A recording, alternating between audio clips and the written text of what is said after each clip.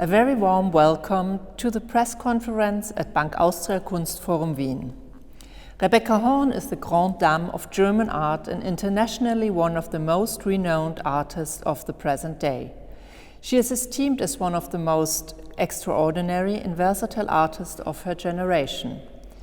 The focus of the exhibition in the Bank Austria Kunstforum Wien is directed on the way Rebecca Horn interweaves different media and genres in her work, and so it can give us a wide-ranging and in-depth view of her artistic practice. Rebecca Horn has, for a very long time, one of my dream projects. In actual fact, since I was lucky enough as a young student to get to know her and Marina Abramovic in Berlin one evening in the 90s. Meeting these two superlative artistic celebrities and personalities has had a permanent influence on my work. So I am all the more delighted to be able to present to you today the Rebecca Horn exhibition in the Bank Austria Kunstforum Wien. Why Rebecca Horn today? What's so special about her? Rebecca Horn first made her name way back in 1972 when she was the youngest participant in the legendary Documenta 5 by Harald Szeemann. He helped an entire generation of international artists to make their breakthrough. Rebecca Horn was one of the few women who were launched through this on an international career. First of all, it brought her at first to New York for 10 years. Here, as a young artist, she could experience the buzzing art scene in New York at close quarters, also in California, where she toured for a year. Rebecca's Horn connection to Vienna has a long story. It relates to two outstanding presentations of her works at very special locations. In '86, together with Jannis Cornelis, she put several of her works on show at the Theater am Steinhof, the psychiatric clinic in Vienna. Rebecca Horn wanted to involve the patients in a physical way so as to do justice to the location where the exhibition was to take place. And in 1994 as well, she set up her legendary installation Turm der Namenlose, Tower of the Nameless, for the refugees from the war being fought in what was then Yugoslavia. She installed in a staircase near Naschmarkt, and in doing so demonstrated her great sensibility for spaces and her feeling for transporting political themes into another dimension. Here, she not only makes the energy and history of places palpable in her works, but also translates them into new worlds of images. Ever since her beginnings, Rebecca Horn has disengaged herself from traditions and conventions, a principal feature of the idols of her generation in the 60s and 70s. Almost 30 years later, Rebecca Horn remembers this time. In '68, I was a young student and seen from today naively, nurtured the hope that the whole world could be changed for the better. From Berkeley to Tokyo, from Mexico City to Paris, Berlin, Prague, we were filled with a great favor for change. Accordingly, Rebecca Horn's oeuvre was characterized from the start by interconnectedness and crossing over borderlines. Collage and montage came to be pervasive work strategies. However, she fused things and motifs into her collage that do not exclude, but, and this is the great difference, are enigmatically interconnected. So despite many connections to surrealism, she found her own individual artistic expression very early on. Since the early 1970s, she has applied her unmistakable formal language to a wide variety of media and numerous forms of expression. For example, films, photo overpaintings, drawings, gouaches, mechanical sculptures, installations, poems, screenplays. Permanently alternating between genres, a complex oeuvre has emerged up to the present, wherein poetic fragility, delicacy, and playful lightness are manifested just as much as violence and destruction. A distinctive mixture of energy, movement, fluidity, physicality, emotion, abstraction, and, as already mentioned, the political. Meanwhile, specific themes and models recur constantly throughout her work.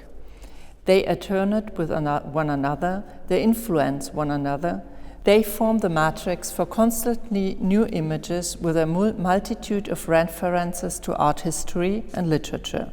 Sources of inspiration for her works are also based on subjective bodily experiences. There was her agonizing stay in the sanatorium because of her lung problems. For this, like several other artists in the 60s, she opted for an entirely new working material, polyester. But there were also moments of emphatic fulfillment and joy. One of Rebecca Horn's central motifs is the human body, with its movements, extensions into the space around it. Her early works already show evidence in this and is represented in one of the rooms in the exhibition in drawings, photographs, and objects, also documentations of her early performances and actions. Rebecca Horn engaged intensively with the idea of inventing new possibilities for the human body with the aid of objects and machines, to transcend its limits through extensions. She constructs apparatuses, frameworks, and prostheses, unique skin clothing, creates masks and antennae, all tailor-made to exactly fit the wearer's body. Later, these developed into kinetic objects. Their relationship with Jean Tinguely's mechanical devices created in the 50s and 60s is obvious. But what distinguishes Rebecca Horn's objects from her predecessors is the indissoluble connection to the human, to the irrational, and the anti-mechanical. This meant that these human objects, symbiotic beings, moved in every other way than in technological perfection. At any rate, they were quasi-predestined to be presented in performances. In the case of the performance mit zwei Scheren gleichzeitig die Haare schneiden, cutting one's hair with two pairs of scissors at once, which involved the artist radically shortening her own red hair with great determination, which inevitably recalls one of the most seminal scenes from the history of surrealistic cinema, Louis Buñuel's Un Chien Andalou, in which a razor blade is shown slicing through an eye. Horn does not provide a definitive answer to the question whether the handling of the cutting instruments represents a process of disfiguration or regeneration. In any event, the action, which is simple in itself, acquires a bizarre touch that likewise characterizes the ambiguous visual language she would continue to employ throughout her career. The medium of film is absolutely ideal for this surreal blend of dream and reality. And so idea and reality, art and life are one for an instant in the eye of the camera, Karl Hähnlein stated. Between 1975 and 1990, until Buster's Bedroom was completed, Rebecca Horn devoted herself primarily to the medium of film. Buster's Bedroom maybe is the best known and the longest. This and its two predecessors, Der Eintänzer 1978 and La Ferdinanda Sonate for Medici Villa 1981, can be seen in our Kinoraum, a movie room. Looking at all this, it's clear that a unique and unmistakable Hornian universe is being constructed. Certain figures and things or situations are used time and again. Here, the human figures are not seldom fused together with the materials and objects that are familiar from the artist's installations: springs, mechanical fans, glass, wood, boxes, metal, water. But the separating lines between the protagonists are also blurred. But why Buster Keaton or the silent movie? The more silent the film, the more importance is bestowed on the objects. The less spoken, the more freedom for the imagination. By the 1960s, the film of the silent era had experienced a revival in popularity.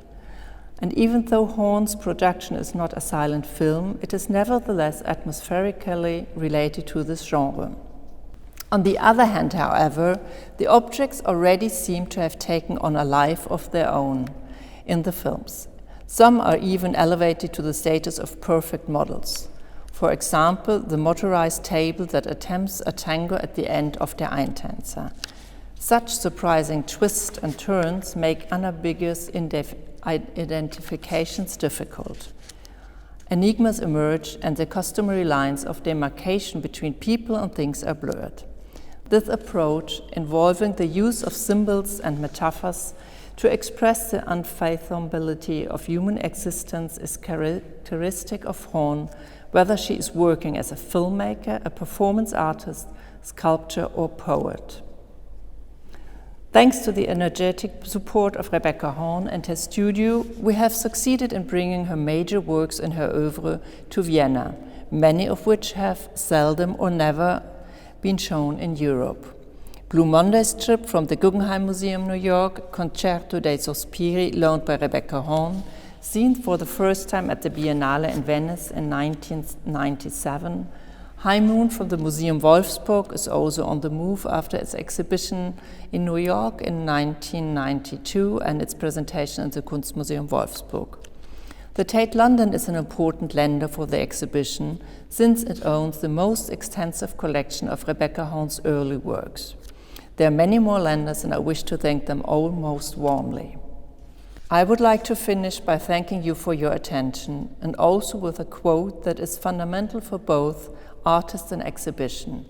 Last but not least, I particularly wish to thank Rebecca Horn for her art, her resolute stance, which makes her, in my eyes, an artist with a timeless oeuvre, especially now, a time when we question everything, and this we must do.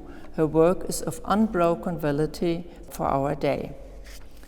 As Germano Celan formulated once, she works in accord with the catastrophes of life, and thus communicates the possibility of experiencing a new way of seeing things. This is why I think she is a role model for many artists of the coming generation. It all interlocks, the artist herself has stated. I always start with an idea, a story that evolves into a text, which yet becomes a sketch, then a film, and eventually gives the rise to the sculptures and the installation. Thank you very much.